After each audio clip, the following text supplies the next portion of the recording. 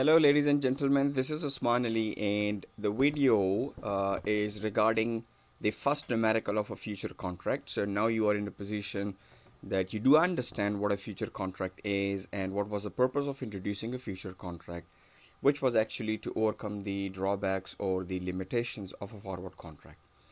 So by now you also know that the future contract works on a rule which is called mark to market adjustment rule, and it is a special calculation, adjusting calculation, which is done by the clearing house at the end of every working day actually. And you also know that if you sign a future contract, so you are supposed to pay an initial margin to the clearing house, and you are also obliged to maintain a not 5%, sorry, to maintain a maintenance margin, okay, into your account.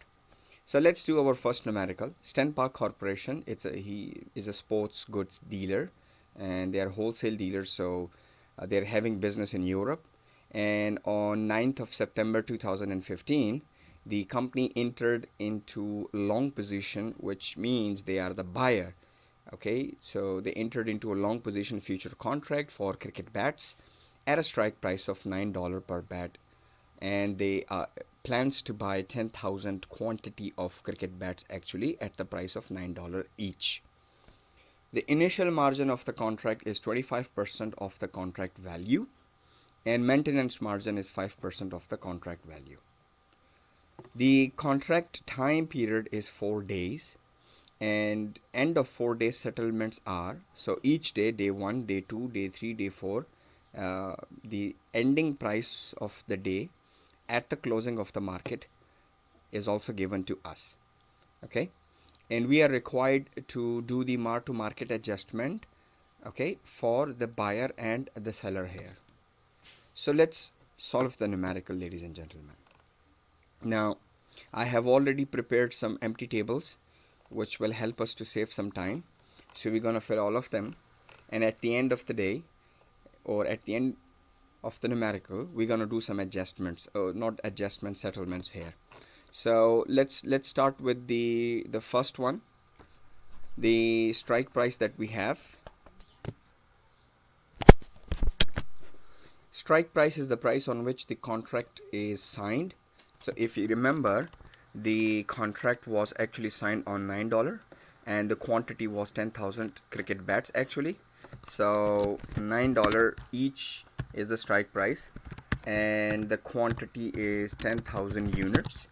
So to calculate the contract value, what we actually do is we multiply the strike price with the quantity that we have. So we have strike price of $9 each. We're gonna multiply that with 10,000 quantity that we wish to buy. So we can say that the total value of the contract is $90,000. Then the initial margin, if I take you back to the question, was 25%. Okay, that was the initial margin, and maintenance margin is 5%. So let me write it here. Initial margin is 25%. So 25% means 0.25 of the contract value. Now what contract value we have? We have $90,000 contract value. So when we multiply 25% with $90,000, we get a value of $22,500. So that's our initial margin, and that's the money that must be deposited at the time of signing the contract. Both the buyer and seller will deposit this money. Okay, so let's take this money. Let's assume that the buyer and as well as the seller, both of the parties have actually deposited it. Okay, now let's go to the initial margin. Our initial margin, if you remember, was 5% of the contract value. So 5% means 0.05 into the contract value of $90,000. When we multiply that, we get a value of $4,500, which means that this is the minimum balance that should always be present in our accounts as a buyer or as a seller.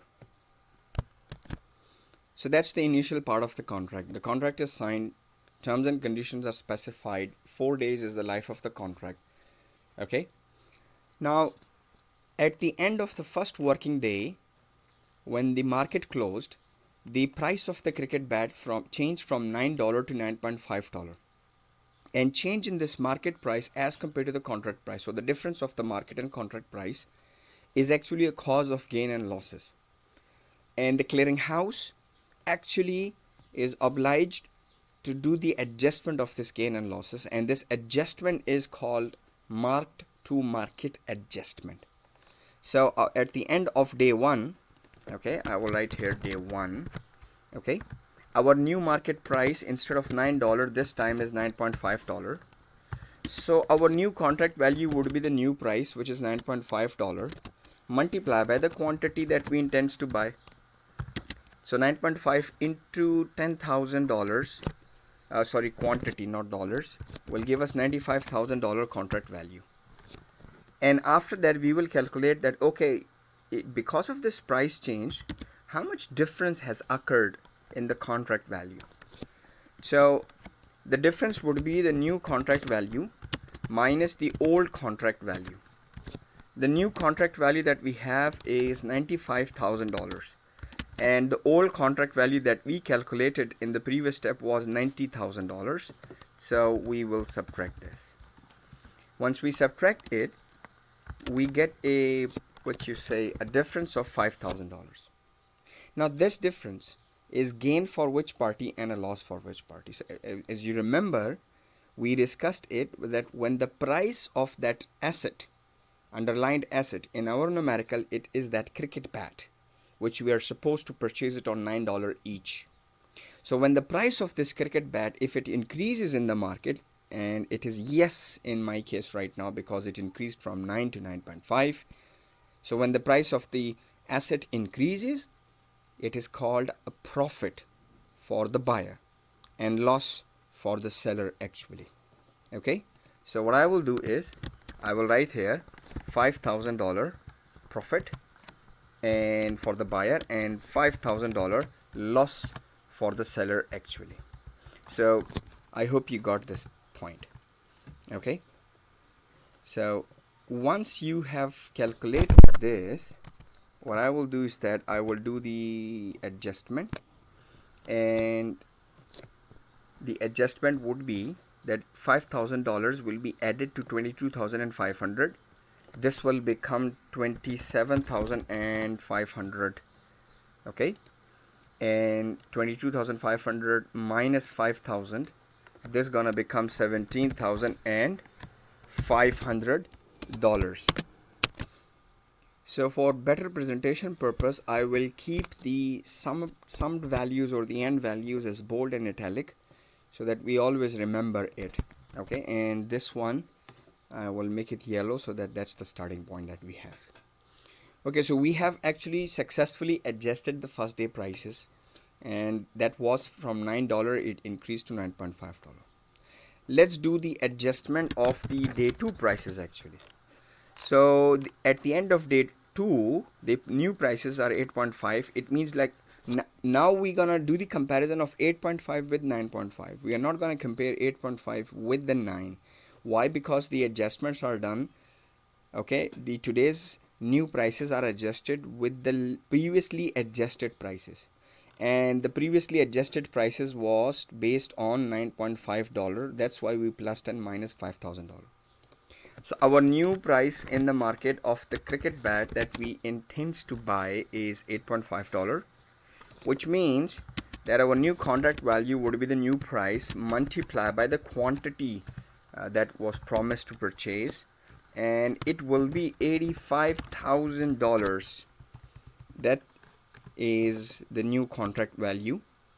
So the difference is what? Once again, the new contract value minus the old contract value. Our new contract value is 85,000 minus the old contract value. Earlier I said that for today the difference will be, or the prices will be compared with the previously adjusted values. So the previously adjusted values was yesterday, which was day 1, and the price was 9.5. So when the price was 9.5, at that time the contract value was 95,000. So here our old contract value this time will be $95,000 instead of $90,000 of the day 1 calculation. And for day 3, day 2 will be old. For day 4, day 3 will be old. So 85,000 minus 95,000 gives us a difference of minus $10,000 actually. Sorry, $10,000 actually. As the prices has gone down, so it is actually a loss for the buyer. So we're gonna subtract that from the buyer's account, which would be minus 10,000, and we will add up to the seller's account. That's the plus one. Okay.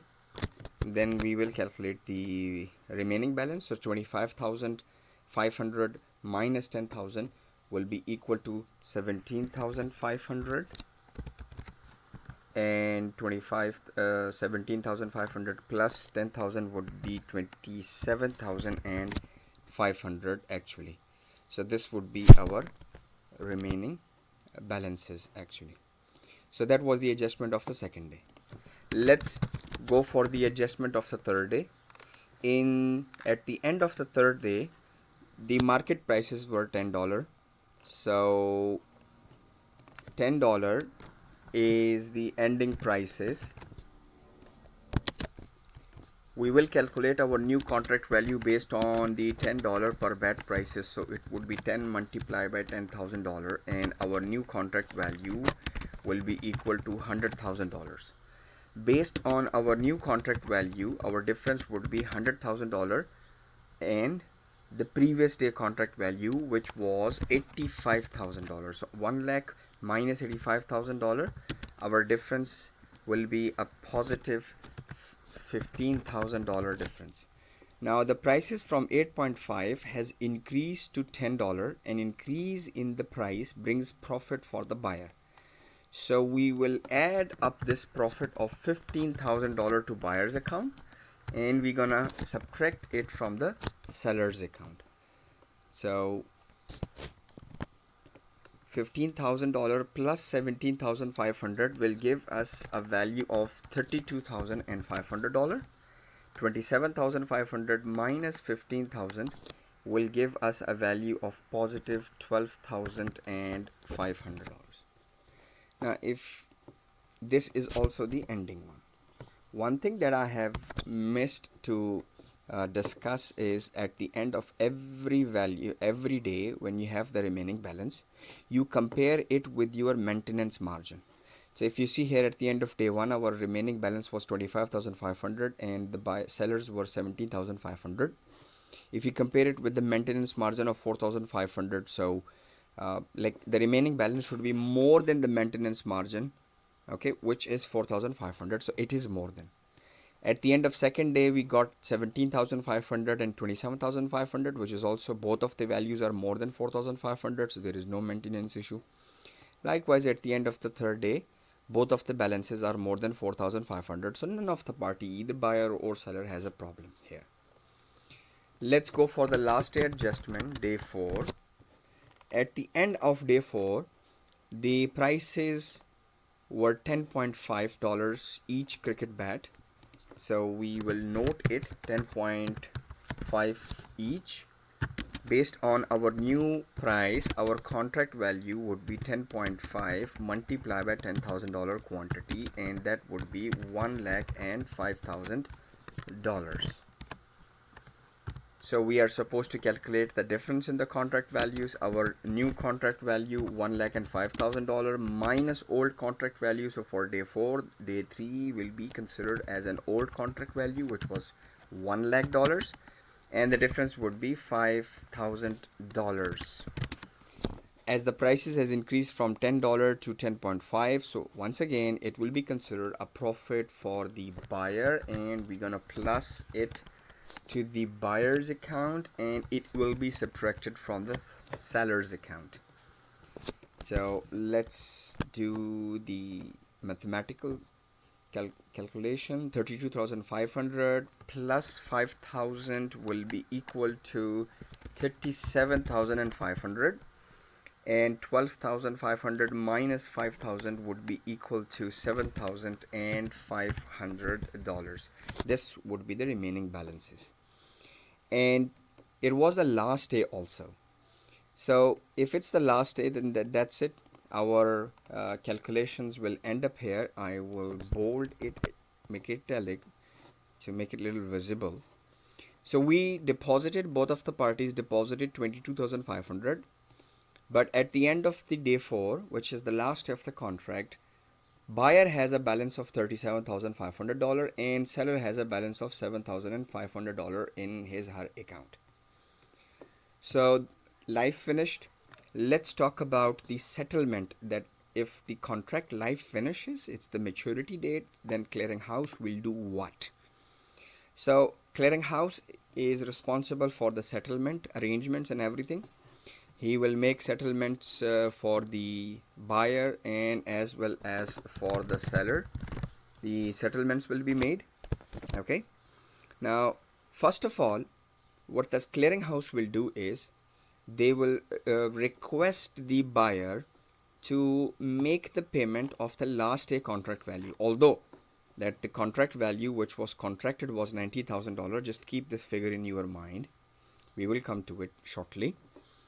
So clearinghouse will go to the last day, and whatever the value of the last day is, which is $105,000, the clearinghouse will direct it to pay $105,000 to the seller. So what the buyer will do? They will pay the last day contract value, which is, if they are paying, so it will be minus for them $105,000. That will be the payment made by the buyer here. Okay, let me not put space. Okay, then obviously the seller gonna receive this money. Okay, but as they are receiving it, so the only difference would be plus. Everything else remains same. Other than this, the buyer has a $37,500 balance. So clearinghouse will take out this money from the buyer's account with them and will hand over this money to the buyers, that please take your money back. Not the 22,500, 37,500. So this would be the last day balance of the buyer. So buyer will have a cash inflow of $37,500. Okay. The seller will also receive money. They're gonna also receive this money, but this money would be different. They will receive whatever they have in their account, and which was 7,500. So the seller will only receive 7,500. Why both of the parties are receiving this money? Like buyer is receiving 37,500 and the seller is receiving 7,500. It's because of the initial margin they deposited. Now as they deposited, so it's a cash outflow for them. How much money was deposited by the buyer at the start of the contract? 22,500. So then how much of the money was actually deposited by the seller? Seller also deposited exactly the same amount of money, and it will be a cash outflow for the seller also. Okay. Now that's it. Then do we have any maintenance margin problems in the numerical? No, in the whole calculation we did not experience any maintenance margin issue here. So if we have not experienced any maintenance margin or margin calls here, then that's it. We are done with our settlement calculations. So let's sum it up. Minus 1,05,000 plus 37,500 minus 22,500. So it will give us a value of minus $90,000. Okay, this will be our value. If you go for plus 1,05,000 plus 7,500 and minus 22,500, so if you do this calculation, you will get a value of plus $90,000 actually. And ladies and gentlemen, I would just name it just net. Ladies and gentlemen, this $90,000 plus and minus was actually the contract which was signed. If you see here, the contract value was $90,000. It means that the cricket bat will be purchased on $90,000. In other terms, the buyer will pay $90,000 to the seller, and the seller will deliver 10,000 quantity of cricket bats according to the contract. So this is a whole concept. Although it's a basic calculation, small number of days are used, But this is the whole concept behind a future contract.